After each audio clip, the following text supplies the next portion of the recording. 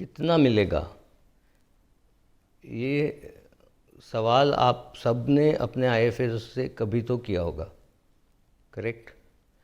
Welcome to subramani.com। subramani.com में आपका स्वागत है। ये सवाल हम पूछते क्यों हैं कि कितना मिलेगा? जैसे हम गाड़ी खरीदने जाते हैं तो पूछते हैं ना, कितना देगा, correct? So that is wrong. Wrong इसलिए नहीं कि आपको ये पूछना नहीं चाहिए, इसलिए कि किसी को इसका जवाब पता नहीं है। तो जब आप अपने आईएफएस से पूछते हो कि इसमें कितना मिलेगा, वो बेचारा कुछ तो जवाब देता है, क्योंकि वो आपको ये नहीं बोल सकता है कि मुझे नहीं मालूम। फिर आपको लगेगा अरे इतना भी नहीं मालूम। जो बैंक एफडी होती है, नेशनल सेविंग सर्टिफिकेट होती है, पीपीएफ होती है, उसमें पता होता है कि कितना मिलने वाला है। लेकिन इक्विटी में या डेट फंड में भी आप किसी को पता नहीं होता है कि कितना मिलने वाला है। लेकिन उससे आपका जो निवेश करना चाहते हैं उस पर कोई असर नहीं पड़ना चाहिए। आपको इतना पता होना चाहिए कि हाँ मिलेगा।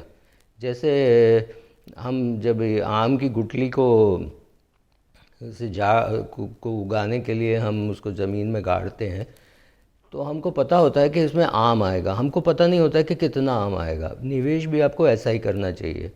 आपको ये सोच के करना चाहिए कि इसमें मुझे पैसा मिलेगा 10 साल बाद, 15 साल बाद, 20 साल बाद। जब आप इक्विटी में निवेश कर रहे हैं, आप कम से कम 7-8 साल की सोचिए, 10 साल की सोचिए, और उसमें आप एसआईपी कीजिए। 10 साल में आप एसआईपी करोगे तो आपका पैसा कम से कम इन्फ्लेशन से ज़्यादा पक्का आएगा, इन्फ्लेशन से 2-3% ऊपर आएगा। अगर मान लीजिए किसी ने आपसे कहा कि मुझे तब 18% रिटर्न मिला है या 20% रिटर्न मिला है, ये उस ज़माने की बात है जब इन्फ्लेशन भी हाई था। अगर इन्फ्लेशन लो है, आप देखिए 2014 में रघुराम राजन और मोदी जी की सरकार और Raghuram Rajan as RBI governor, उन्होंने एक चीज़ बहुत अच्छा किया है कि उन्होंने इन्फ्लेशन को बहुत कम रखा है। महंगाई आजकल आपको उतनी नहीं प्रॉब्लम है। लैक ऑफ डिमांड हो सकती है, लेकिन महंगाई प्रॉब्लम नहीं है। कोई भी चीज़ का बहुत दाम बढ़ा नहीं है, करेक्ट? सो अगर इन्फ्लेशन लो है तो आपको रिटर्न भी कम ही मिलेगा। रिटर्न कितना मिलेगा ये नहीं मालूम है, इसके वजह से हम निवेश नहीं करें, ये नहीं हो सकता। और आपको निवेश कैसे करना चाहिए? अभी फ़िलहाल हाल ही में मैंने टाटा पावर और स्टेट बैंक ऑफ इंडिया के शेयर्स लिए।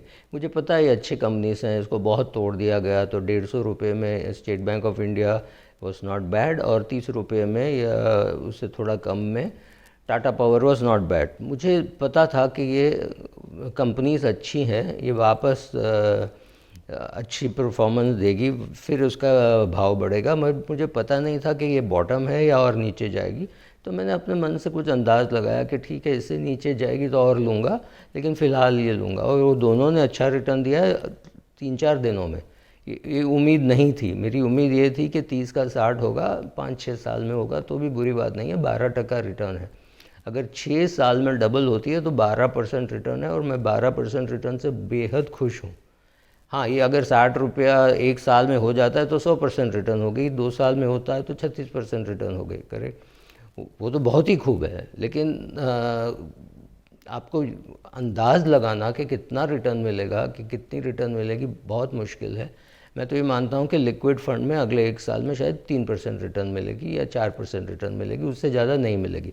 अब ये मत देखिए कि पिछले 1 साल में या 2 साल में कितना मिला है। अभी बहुत लिक्विडिटी है मार्केट में, तो रिटर्न ज़रूर कम होगी।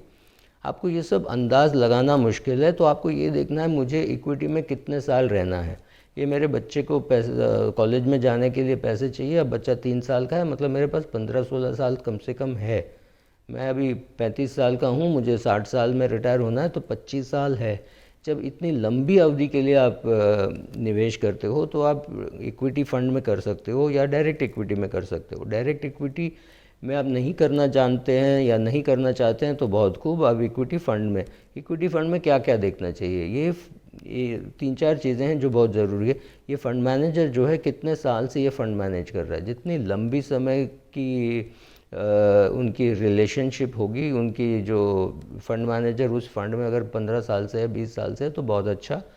लेकिन 4-5 साल से है और 4-5 साल से अच्छा रिटर्न दे रहा है तो भी वो कोई बुरी बात नहीं है। सिर्फ पुराने फंड में डालने का कोई मतलब नहीं है। नया फंड अच्छी कर रही है तो नई फंड में डालिए, कोई उसमें कोई दिक्कत नहीं है। पोर्टफोलियो देखिए और आपको अच्छा लगता है क्या, देखिए डाइवर्सिफाइड है, इसमें थोड़े लार्ज कैप है, मिड कैप है, स्मॉल कैप है, इंडस्ट्रीज इसमें टेलीकॉम है, बैंकिंग है, फार्मा है, मेटल्स हैं, सब है।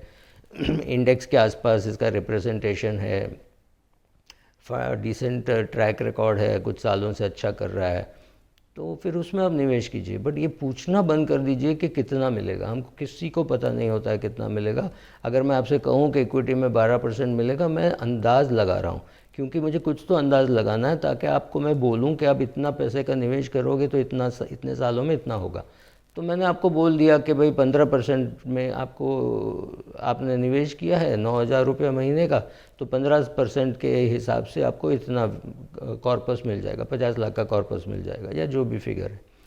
फिर आप देखते हो कुछ 1 साल 2 साल 3 साल वो 15 तो नहीं, या 7% मिल रहा है, 8% मिल रहा है। तो आप दो चीज़ें कर सकते हैं, आके मुझसे झगड़ सकते हैं कि आपने 15 बोला था तो 7 मिल रहा है। मैं भी अंदाज़ ही लगा रहा था, वो आपको बता रहा हूँ, मैं भी अंदाज़ ही लगा रहा था, और तभी भी मुझे बता देना चाहिए था कि मैं अंदाज़ लगा रहा हूँ। ये कोई पत्थर की लकीर नहीं है, मैं लिख के नहीं दे सकता कि आपको 15% मिलेगा। तो अब 8% मिल रहा है, तो आपको क्या करना चाहिए, आप एक ही चीज़ कर सकते हो, आपका कंट्रीब्यूशन बढ़ा सकते हो।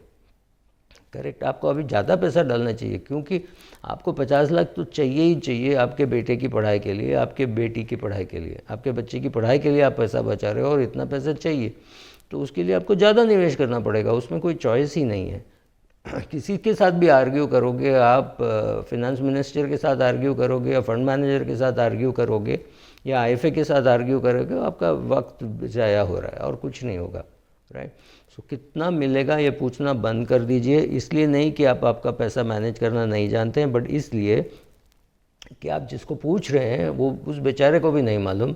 और अगर आप 50-55 साल के हैं और वो छोटा लड़का 24 साल का है, तो डर जाएगा, वो ये सोचेगा कि यार इसका जवाब तो मेरे पास नहीं है, मैं कैसे जाऊँ, मैं अगले क्लाइंट से कैसे मिलूँ, या इसी क्लाइंट से दोबारा कैसे मिलूँ। हम लोगों को ये एडवांटेज है कि बाल सफ़ेद हो गए हैं और हमने 20-30-40 साल मार्केट में गुजारे, तो हमको समझ में आ गई कि समझ में नहीं आ रहा है। लेकिन जो छोटा बच्चा है उसको वो समझ में नहीं आएगा, उसको डरा धमका के मत पूछो कि 18 मिलेगा 22 मिलेगा, जो भी मिलेगा आप ही को मिलेगा। उसमें से जो काट के म्यूचुअल फंड अपना खर्चा काट के आपको देगी वो आपका है, ना आईएफए अपने घर से लाने वाला है, ना बैंक आरएम अपने घर से लाने वाला है, और ना ही ये कि अगर मैं आपसे 12 बोलूँ और 18 मिले तो मैं 6% आपसे लूँगा भी नहीं, ना मैं लूँगा ना मैं दूँगा। ये पैसा आपका है, आपके लिए ग्रो हो रहा है, तो कितना रेट है वो पूछना बंद कर दीजिए, क्योंकि सामने वाले के पास भी जवाब नहीं है। Thank you.